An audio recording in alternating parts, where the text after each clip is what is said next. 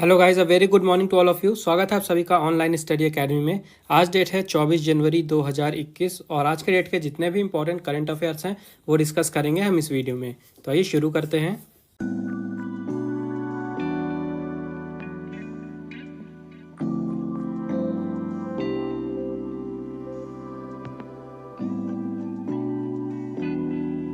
तो आज का पहला अपडेट है India Africa trade council 2021 has been inaugurated in Chennai.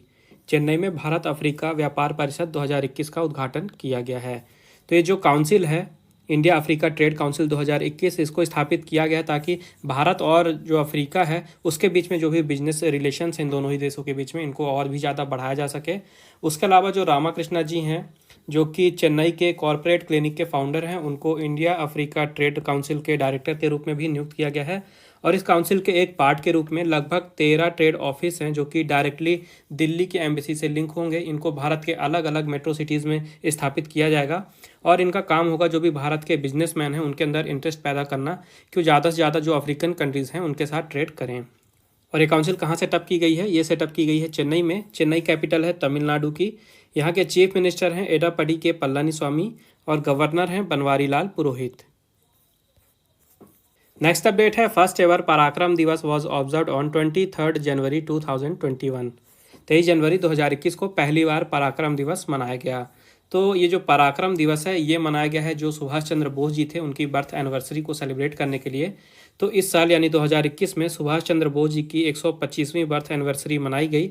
और अभी हाल ही में कुछ ही दिनों पहले मैंने आपको बताया था कि जो मिनिस्ट्री ऑफ कल्चर है उन्होंने डिसाइड किया था कि अब से हर साल 23 जनवरी को भारत में पराक्रम दिवस के रूप में मनाया जाएगा।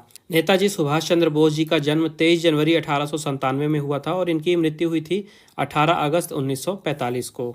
तो इनके जन्म दिवस को सेलिब्रेट करने के लिए अब से हर साल भारत में मनाया जाएगा पराक्रम दिवस। उसके साथ ही जो वेस्ट बंगाल की चीफ मिनिस्टर हैं ममता बनर्जी जी, उन्होंने डिसाइड किया है कि अब से हर साल जो सुभाष चंद्र बोस जी की बर्थ एनिवर्सरी है इसको कोलकाता में देश नायक दिवस के रूप में मनाया जाएगा। ओके, किस रूप में?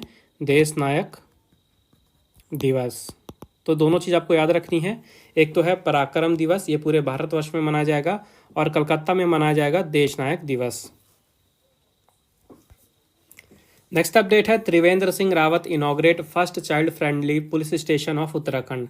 त्रिवेंद्र सिंह रावत जी ने उत्तराखंड के प्रथम बाल सुलभ पुलिस स्टेशन का उद्घाटन किया है। तो त्रिवेंद्र सिंह रावत जी चीफ मिनिस्टर हैं उत्तराखंड के और उन्होंने अभी हाल ही में जो उत्तराखंड में दलन वाला पुलिस स्टेशन है वहाँ पे एक पुलिस यूनिट का सेटअप किया है जो कि वहाँ के चिल्ड्रंस के लिए सेटअप किया गया है। तो इसको सेटअप करने में 5 लाख रुपए का खर्च आया है और इसको सेटअप किया गया है जो उत्तराखंड का चाइल्ड प्रोटेक्शन कमेटी है उनके द्वारा रिकमेंडेशन में। तो इसको सेटअप करने के बाद जो भी वहाँ के चिल्ड्रन हैं जो कि अलग अलग तरह के क्राइम से एसोसिएटेड हैं उनके लिए फ्रेंडली इन्वायरमेंट क्रिएट किया जाएगा। तो जो कमेटी है चाइल्ड प्रोटेक्शन कमेटी उत्तराखंड की, उनका मानना है कि जो भी चिल्ड्रन हैं जो कि अलग अलग क्राइम में एसोसिएटेड हैं, जो कि विक्टिम्स हैं और जिनको किसी अदर रीज़न से बार बार पुलिस स्टेशन विजिट करना पड़ता है, तो उनको एक कंफर्टेबल इन्वायरमेंट प्रोवाइड कराया जाए और इसी के लिए इसका सेटअप किया गया है। और बात करें उत्तराखंड की तो चीफ मिनिस्टर हैं त्रिवेंद्र सिंह रावत, गवर्नर हैं बेबी रानी मौर्य और कैपिटल है विंटर की देहरादून और समर कैपिटल है गैरसैंण। और ये नाम काफ़ी इंपॉर्टेंट है क्योंकि कुछ ही दिनों पहले समर कैपिटल बनाई गई है गैरसैंण। नेक्स्ट अपडेट है Arjun Munda has launch the Shram Shakti portal इन गोवा। अर्जुन मुंडा जी ने गोवा में श्रम शक्ति पोर्टल लॉन्च किया है। तो अर्जुन मुंडा जी भारत के यूनियन मिनिस्टर हैं ट्राइबल अफेयर्स के और उन्होंने अभी हाल ही में एक नेशनल माइग्रेशन सपोर्ट पोर्टल जिसका नाम है श्रम शक्ति, इसे लॉन्च किया है गोवा में। और ये जो पोर्टल है इसका काम क्या होगा? तो एक्चुअली में ये जो माइग्रेंट वर्कर्स होते हैं जो कि काम की तलाश में एक स्टेट से दूसरे स्टेट में जाते हैं, उनकी हेल्प के लिए इसे लॉन्च किया गया है। और इस पोर्टल की हेल्प से अलग अलग तरह की पॉलिसीज़ या प्रोग्राम जो कि स्टेट लेवल या नेशनल लेवल के होंगे माइग्रेंट वर्कर्स के लिए बनाए जाएंगे गवर्नमेंट के द्वारा। और उसके अलावा जो ये श्रम शक्ति पोर्टल है इसे तो लॉन्च किया गया है, उसके साथ ही एक ट्रेनिंग मैनुअल जो कि माइग्रेंट वर्कर्स के लिए है जिसका नाम है श्रम साथी, इसे भी लॉन्च किया गया है। और उसके अलावा एक डेडिकेटेड माइग्रेशन सेल भी इस्टेब्लिश किया गया है गोवा में। और इस माइग्रेशन सेल का काम क्या होगा? तो जो भी अलग अलग स्टेट से माइग्रेंट वर्कर आएंगे गोवा में काम की तलाश में, उनके सपोर्ट के लिए ये माइग्रेशन सेल सेटअप किया गया है। बात करें गोवा की तो यहाँ के चीफ मिनिस्टर हैं प्रमोद सावंत, कैपिटल है पणजी और गवर्नर हैं भगत सिंह कोश्यारी। और इनको गोवा के गवर्नर का अतिरिक्त चार्ज दिया गया है। एक्चुअली में ये महाराष्ट्र के गवर्नर हैं।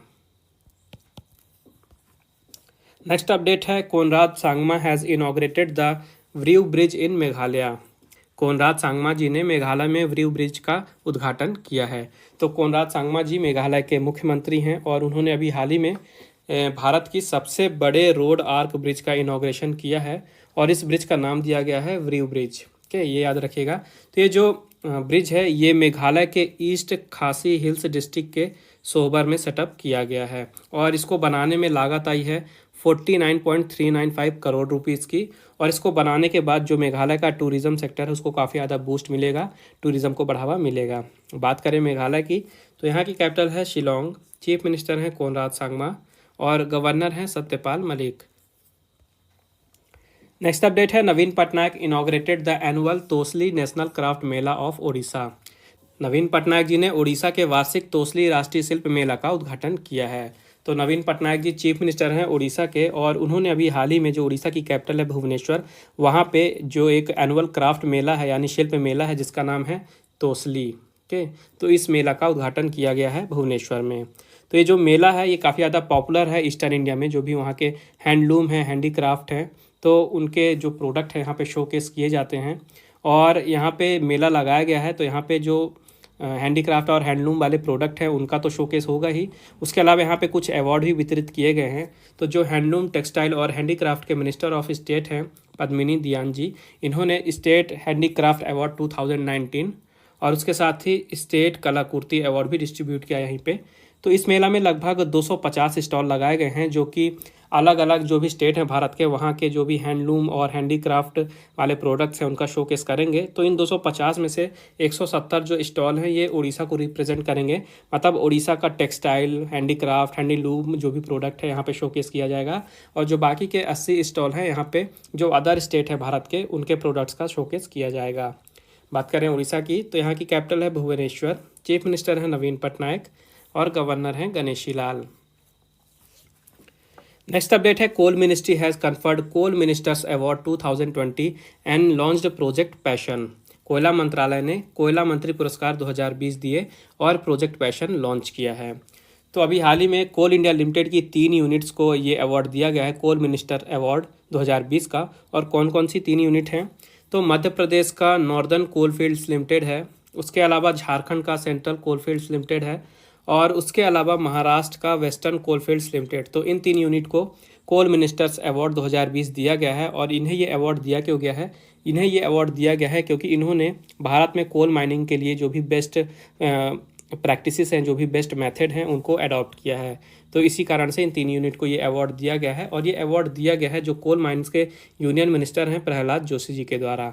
इसके अलावा प्रहलाद जोशी जी ने उत्तर प्रदेश के कृष्णाशिला कोल प्रोजेक्ट का एक कोल हैंडलिंग प्लांट का भी इनॉग्रेशन किया है और उसके साथ ही प्रोजेक्ट पैशन का भी लॉन्च किया गया है। और ये प्रोजेक्ट पैशन क्यों लॉन्च किया गया है?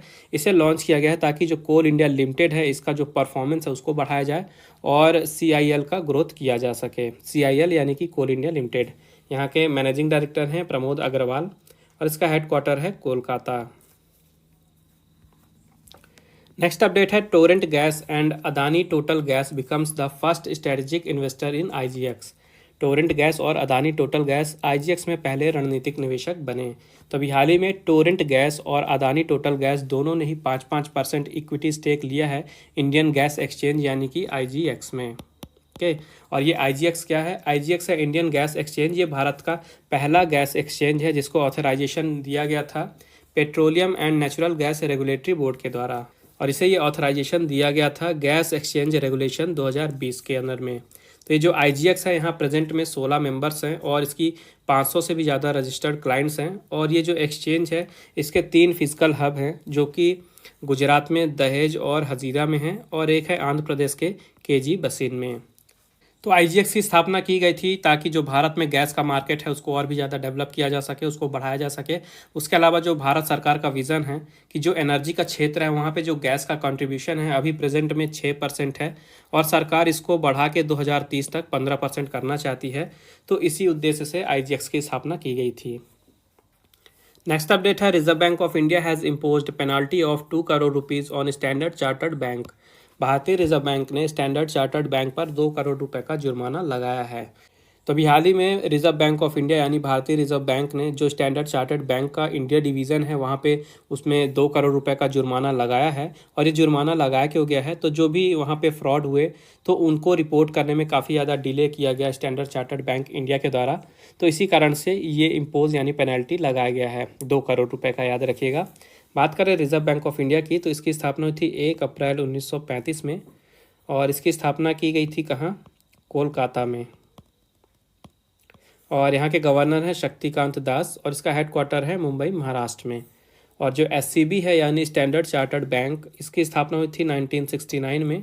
यहाँ के सीईओ हैं विल बिंटर्स और इसका हेडक्वार्टर है लंदन, यूके में। नेक्स्ट अपडेट है SBI, ICICI and HDFC bank remains as domestic systematically important bank. SBI, ICICI और एचडीएफसी बैंक घरेलू व्यवस्थित रूप से महत्वपूर्ण बैंक यानी कि डीएसआईबी में शामिल हैं। तो ये जो बैंक हैं 3, एसबीआई, आईसीआईसीआई और एचडीएफसी बैंक, अभी हाल ही में आरबीआई के द्वारा बताया गया है कि ये अभी भी डोमेस्टिकली सिस्टमेटिकली इम्पॉर्टेंट बैंक हैं यानी डीएसआईबी में शामिल हैं। और इन्हें इसमें शामिल क्यों किया गया है, क्योंकि ये काफ़ी ज़्यादा बड़े बैंक हैं जो कि कभी फेल नहीं होने वाले हैं। ओके, सीधा सा रीज़न बताया गया है कि दीज बैंक आर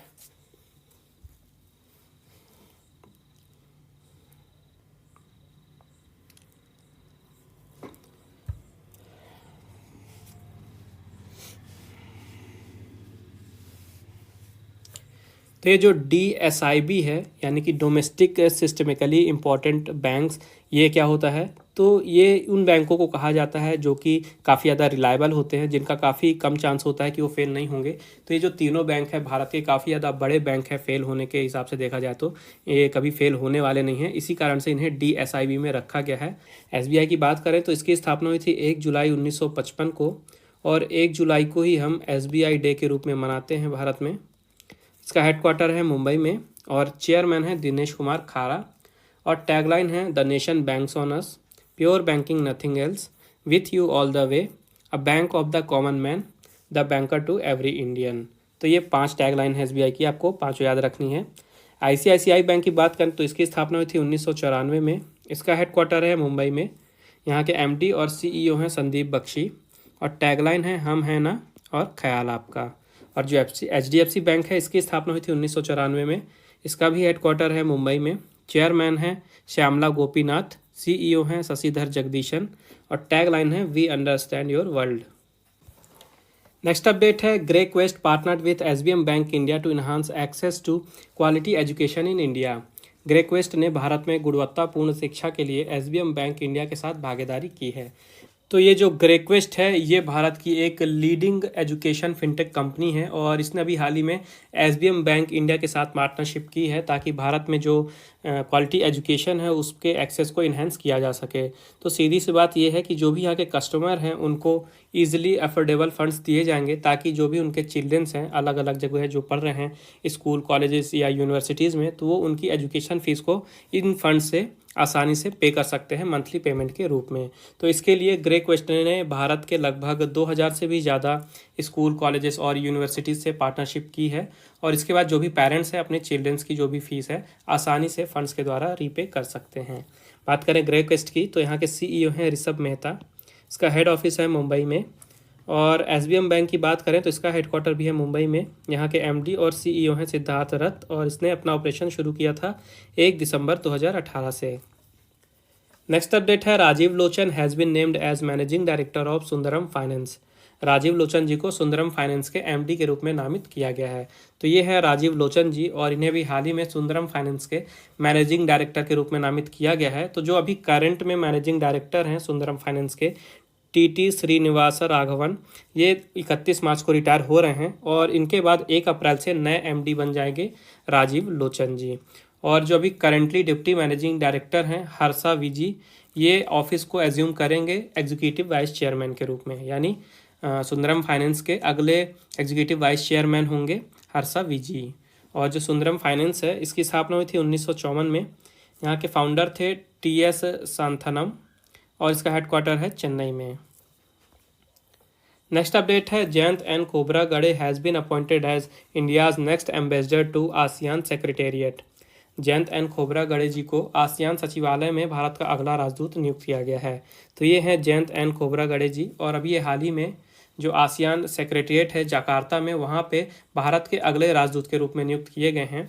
तो जो आसियान है, आसियान का फुल फॉर्म होता है association of south east Asian Nations, और यहाँ के मेंबर्स की बात करें तो मेंबर हैं Indonesia, Malaysia, Philippines, Singapore, Thailand, Brunei, Vietnam, Laos, Myanmar और कंबोडिया। और अभी प्रेजेंट में आसियान की चेयरमैनशिप है ब्रुनेई दारुसलाम के पास 2021 के लिए। इसका हेडक्वार्टर है जकार्ता, इंडोनेशिया में, और यहाँ के सेक्रेटरी जनरल हैं 2018 से 2022 के पीरियड के लिए Dato Lim Jock Hoi. Next update है Indian army will conduct Kavach exercise in Andaman sea and bay of Bengal. भारतीय सेना अंडमान सागर और बंगाल की खाड़ी में कवच अभ्यास का आयोजन करेगी। तो भारतीय सेना यानी Indian army Andaman sea and bay of Bengal में एक एक्सरसाइज कंडक्ट कराने वाली है जिसका नाम दिया गया है कवच। सबसे पहले तो आपको इस एक्सरसाइज का नाम याद रखना है कवच, और इसे ऑर्गेनाइज कराया जाएगा अंडमान एंड निकोबार कमांड के द्वारा। और इस एक्सरसाइज में जो भारत की तरफ से जो भी तीनों प्रमुख सेनाएं हैं यानी कि इंडियन नेवी, इंडियन आर्मी और इंडियन फोर्स, और उनके साथ ही इंडियन कोस्ट गार्ड, ये 4 सेनाएं पार्टिसिपेट करेंगी। और इस एक्सरसाइज को कंडक्ट कराया जा रहा है ताकि इंडियन आर्मी, इंडियन एयरफोर्स और इंडियन नेवी और उसके साथ ही इंडियन कोस्ट गार्ड के बीच में ज्वाइंट वॉर कैपेबिलिटीज़ को बढ़ाया जा सके। नेक्स्ट अपडेट है Indian mathematician Nikhil Srivastava wins the Michael and Sheila Held prize. भारतीय गणितज्ञ निखिल श्रीवास्तव ने माइकल एंड शीला हेल्ड पुरस्कार जीता है। तो ये हैं निखिल श्रीवास्तव जी, और ये मैथमेटिशियन हैं, इंडियन मैथमेटिशियन हैं, और इन्हें अभी हाल ही में Michael and Sheila Held prize से सम्मानित किया गया है। तो एक्चुअली में ये अवार्ड 3 लोगों को दिया गया है। भारत के हैं निखिल श्रीवास्तव जी, उसके साथ ही एडम मार्कस और डैनियल एलन स्पेलमैन, इन तीनों को ये पुरस्कार दिया गया है। और इस पुरस्कार में एक मेडल दिया जाता है और $10,000 दिए जाते हैं। और बात करें ये अवार्ड दिया क्यों गया है इन तीनों को, तो ये अवार्ड इन्हें दिया गया है एक प्रॉब्लम को सॉल्व करने के लिए। तो प्रॉब्लम थी कैडिसो सिंगर और उसके साथ ही रामानुजन ग्राफ से रिलेटेड। ओके, तो इनसे रिलेटेड एक प्रॉब्लम थी, इन तीनों ने मिलकर उसको सॉल्व किया, और इसी कारण से इन तीनों को Michael and Sheila Held prize से सम्मानित किया गया है।